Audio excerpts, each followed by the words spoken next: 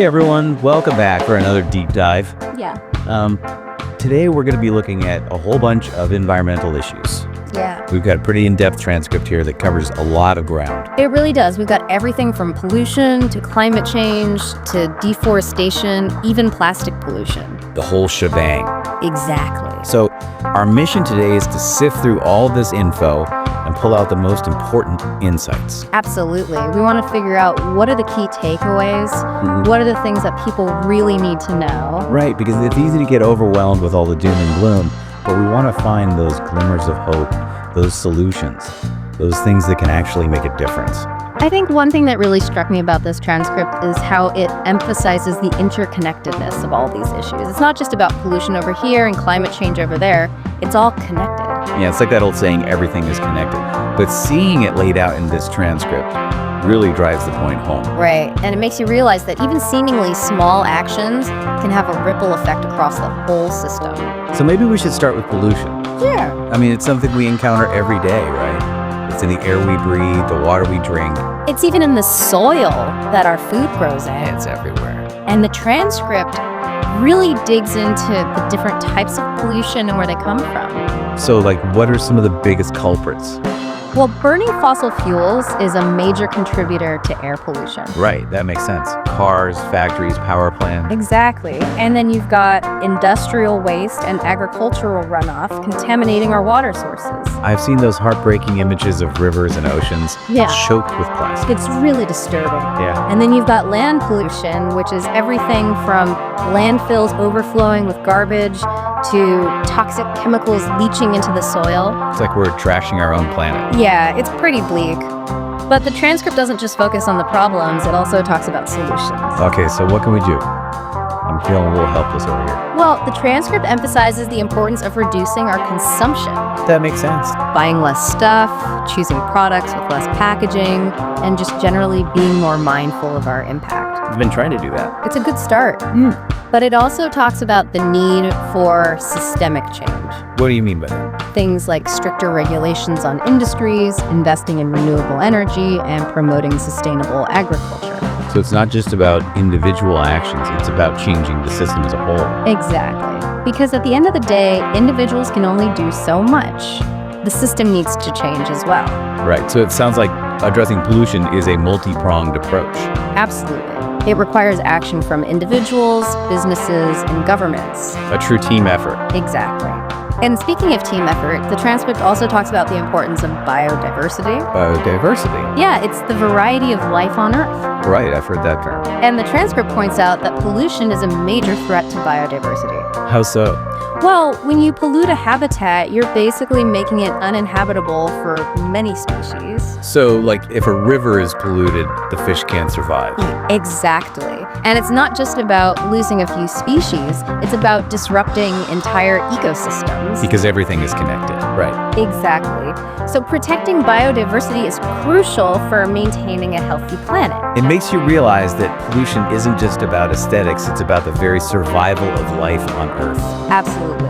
And that brings us to another major issue, climate change. Climate change, oh boy, that's a big one. It really is, and the transcript does a great job of explaining the science behind it. Okay, because I feel like there's a lot of misinformation out there. Yeah, for sure. So the basic idea is that human activities are releasing greenhouse gases into the atmosphere. Like carbon dioxide from burning fossil fuels. Exactly. Yeah. And these gases trap heat, causing the planet to warm up. Like a giant greenhouse. Yeah, that's why it's called the greenhouse effect. And what's the big deal about the planet warming up a few degrees? Well, the transcript explains that even a small increase in global temperature can have huge impacts. Like what? Well, for one thing, it's causing glaciers and ice caps to melt, which is leading to rising sea levels. And that means coastal communities are at risk of flooding. Exactly. It's also leading to more extreme weather events like heat waves, droughts, and hurricanes. I've definitely noticed the weather getting more unpredictable. Yeah, that's a trend that's likely to continue. And then you've got impacts on ecosystems, agriculture, and human health. It's kind of scary, to be honest. It is, but the good news is that we can still do something about it. Okay, so what's the solution to climate change? Well, the transcript emphasizes the need to transition away from fossil fuels and towards renewable energy sources. Like solar, wind, and hydropower. Exactly. And it also talks about the importance of reducing our energy consumption. So being more energy efficient. Right. Things like using energy-saving appliances, driving less, and insulating our homes. So it's a combination of individual actions and systemic change, just like with pollution. Exactly. And the transcript points out that addressing climate change isn't just about preventing disaster, it's also about creating a more just and equitable world. How so? Well, the impacts of climate change are often felt most acutely by those who are least responsible for it. Like communities in developing countries that are already struggling with poverty and inequality. Exactly. So addressing climate change is also about social justice. That's a really important point. It makes you realize that environmental issues are interconnected with so many other issues. Absolutely. It's all part of the same system. So we've talked about pollution and climate change.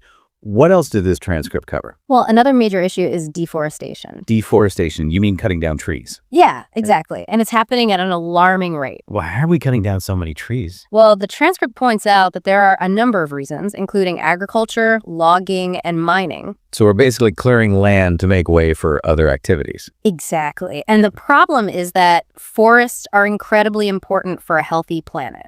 How so? Well, for one thing, they absorb carbon dioxide from the atmosphere, which helps to mitigate climate change. Oh, right. I remember learning about that in school. They also provide habitats for countless species, regulate water cycles, and prevent soil erosion.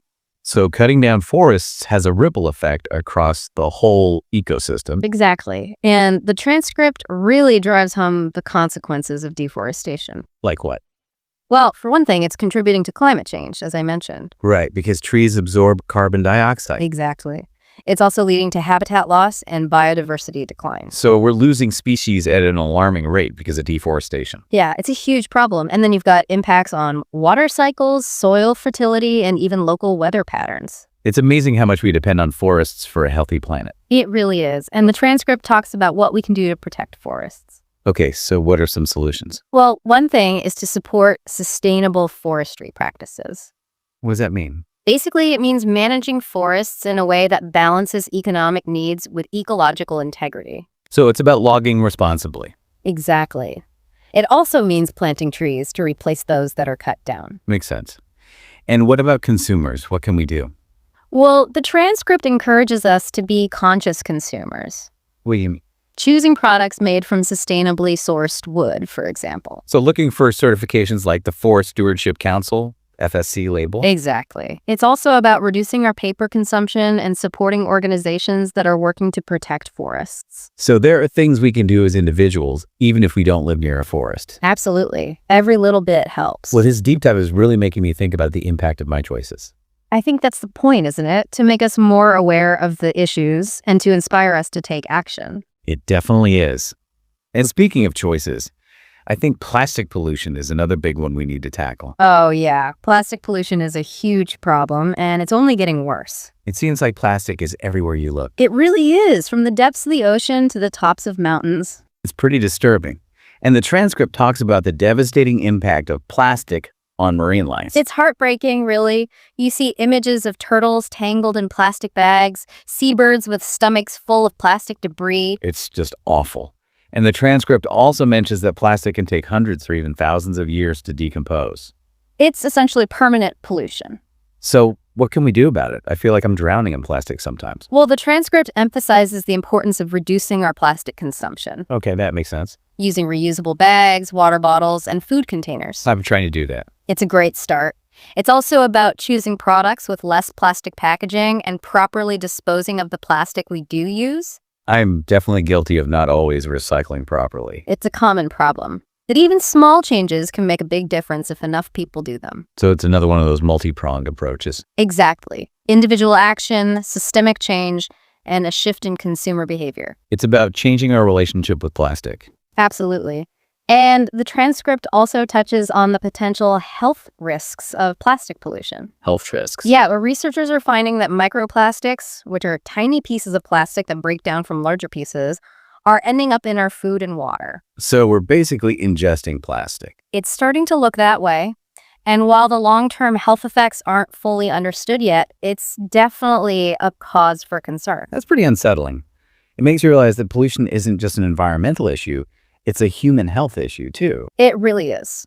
And it underscores the importance of addressing plastic pollution. Absolutely. We've talked about a lot of problems so far. Is there any good news in this transcript? Any solutions that give you hope? Definitely. One of the most promising solutions is renewable energy. Renewable energy, yeah, I've heard a lot about that. It's basically energy that comes from sources that are naturally replenished, like solar, wind, and hydropower. As opposed to fossil fuels, which are finite and polluting. Exactly. And the transcript highlights the many benefits of renewable energy. Okay, so tell me, what are they? Well, for one thing, it's much cleaner than fossil fuels. So it would help to reduce air pollution and greenhouse gas emissions? Exactly. It's also a more sustainable source of energy because it's constantly being replenished. Right, as opposed to fossil fuels, which will eventually run out. Exactly. And the transcript points out that renewable energy technologies have advanced significantly in recent years. I've heard that solar panels are becoming more efficient and affordable. That's right. And wind turbines are getting bigger and more powerful. So it seems like we're making progress. We definitely are. And the transcript also talks about the economic benefits of renewable energy. Economic benefits. Yeah, it's creating jobs in the manufacturing, installation, and maintenance of renewable energy systems. So it's not just good for the environment, it's good for the economy too. Exactly. And it can also help to reduce our dependence on foreign energy sources. That's a big deal, especially with all the geopolitical instability in the world today. Absolutely. So there are a lot of reasons to be optimistic about renewable energy. I'm starting to feel a little more hopeful now. It sounds like we have the solutions. We just need to implement them. I think that's the key challenge, isn't it? How do we transition to a more sustainable future, knowing what we know? That's the million-dollar question. Yeah, But I think this deep dive is a good starting point. I agree. It's about raising awareness, understanding the issues, and exploring the solutions. And then it's about taking action. Exactly. And it's not just about large-scale projects like wind farms and solar arrays. Right. It's also about things individuals can do. Like what? Well, for starters, you can choose to purchase renewable energy from your electricity provider. Oh, you mean like opting for a green energy plan? Exactly. Many utility companies now offer plans where a portion or even all of your electricity comes from renewable sources. I think I've seen those advertised. I'll have to look into that. It's definitely worth exploring. And if you own your home, you could even consider installing solar panels. Solar panels, huh? I wasn't curious about those. They've become increasingly affordable and efficient in recent years. And I guess you'd be generating your own clean energy. Exactly. You'd be reducing your reliance on the grid and lowering your carbon footprint. Plus, saving money on your electricity bill. That's a nice bonus. So there are options for individuals to contribute to the renewable energy transition. It's empowering to know that we're not just at the mercy of big energy companies. Exactly. We have choices, and those choices matter. And speaking of choices, this transcript also dives into sustainable agriculture, which is a topic I'm really interested in. Oh, me too. It's such a crucial aspect of sustainability because it touches on so many things: food security, environmental health, social justice. That's all connected, right? Exactly. So what specifically caught your eye about sustainable agriculture?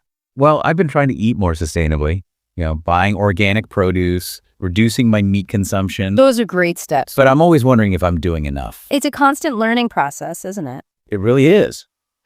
And I'm curious, what does this transcript say about the bigger picture of sustainable agriculture? Like, how do we feed a growing global population while also protecting the environment? That's the million-dollar question, isn't it? And the transcript explores a range of approaches, from regenerative farming practices to reducing food waste. Regenerative farming, that sounds interesting. It's all about working with nature rather than against it. So like building healthy soil, minimizing chemical inputs. Exactly, and promoting biodiversity on farms rather than relying on monocultures. Which makes sense because diverse ecosystems are more resilient. Precisely. And the transcript also highlights the importance of reducing food waste, which is a huge problem globally. I know. It's crazy how much food we throw away. It's estimated that about a third of all food produced for human consumption is wasted. That's a lot of resources going to waste. Yeah. Water, energy, land. Not to mention the economic and social costs. So what can we do about it?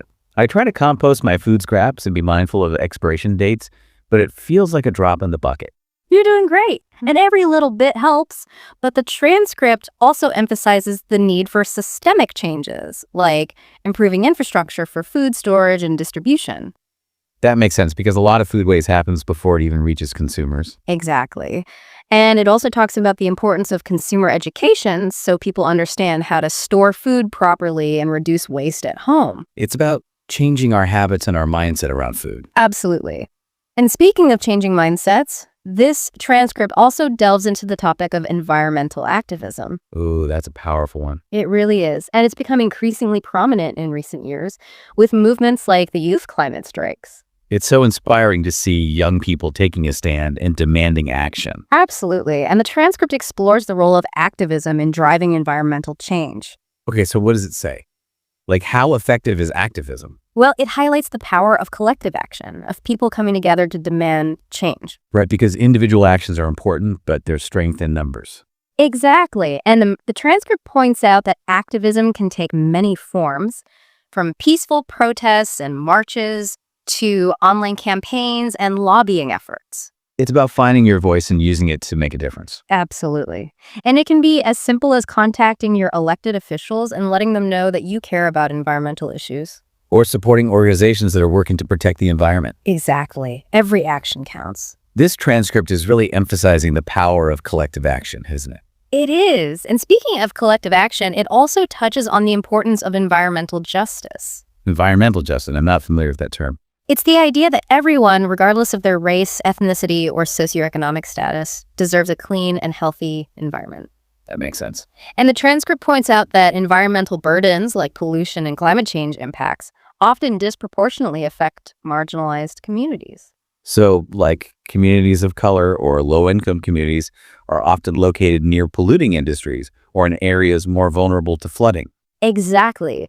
And they may not have the resources to adapt to climate change or to advocate for environmental protections. That's a really important issue to highlight. It is. And the transcript encourages us to be aware of environmental justice issues and to support efforts to address them. So it's about recognizing that environmental issues are not just about protecting nature, they're also about social justice. Exactly. It's all interconnected. Well, this deep dive is really opening my eyes to the complexity of these issues. It's a lot to take in, isn't it? But I think it's important to have these conversations and to grapple with the complexities. I agree. And I'm glad this transcript doesn't shy away from the tough stuff. Me too. It's honest and realistic while also offering hope and solutions. It's a good reminder that we're not powerless in the face of these challenges. Exactly. We have the knowledge, the tools, and the collective will to create a more sustainable future. It's a matter of choosing to act. And I think that's a powerful message to leave our listeners with. Yeah, and it's not just about feeling empowered. It's about knowing what to actually do. You know, sometimes it's like, oh, okay, I want to make a difference, but where do I even start? Right. It can feel overwhelming for sure. But I think that's where this transcript is really helpful. It kind of lays out a roadmap for action. Okay, so what's the first step on this roadmap? Well, it starts with awareness. I mean, we've spent this whole deep dive talking about the issues, but it's important to stay informed, to keep learning. And knowledge is power, right? Absolutely. And once you have a good understanding of the challenges, then you can start thinking about solutions. Okay, so what kinds of solutions are we talking about? Well, the transcript highlights a range of approaches, everything from individual actions to systemic change to technological innovations. So it's not a one-size-fits-all solution. Definitely not. It's about finding what works for you, what resonates with your values and your lifestyle. Right, because not everyone's going to be a climate scientist or a renewable energy engineer. Exactly. But we can all contribute in our own way. So maybe we should break it down a bit. Like, what are some things that individuals can do? Sure. So, on a personal level, it's about making conscious choices in our daily lives. Okay, like what? Things like reducing our energy consumption by using energy-efficient appliances or driving less. Right, those are the classics. And then there's being mindful of our consumption habits in general, buying less stuff, choosing products with less packaging, recycling, and composting. So it's about being more mindful of our footprint, basically. Exactly. And then there's choosing sustainable transportation options like walking, biking, or taking public transit. And if you have to drive, maybe opting for an electric or hybrid vehicle. Exactly. All these little things add up. They do. And what about beyond individual actions? Like, how do we push for a bigger systemic change? That's where things like advocacy and political engagement come in. Okay, so like contacting our elected officials, supporting environmental organizations, Exactly. It's about making our voices heard and demanding action from our leaders. and voting for candidates who prioritize environmental issues. Absolutely, because at the end of the day, we need strong policies and regulations to address these challenges effectively. Right, because individual actions can only take us so far. Exactly. And speaking of policies, the transcript also highlights the importance of investing in research and development. Research and development. Yeah, like funding scientific research into climate change and renewable energy technologies. So basically supporting innovation. Exactly, because we need new solutions, new technologies, new ways of thinking to address these challenges. That makes sense. Yeah, And I guess supporting education and awareness raising is important too, right? absolutely. The more people understand the issues, the more likely they are to take action. And the more likely we are to make progress as a society. Exactly. So it's a multi-pronged approach, just like everything else we've discussed. It's starting to feel a bit overwhelming again. Like, how do we juggle all these different things? Individual actions, political engagement, supporting innovation. I know, it's a lot. But I think the key is to find what resonates with you, what you're passionate about, and focus on that.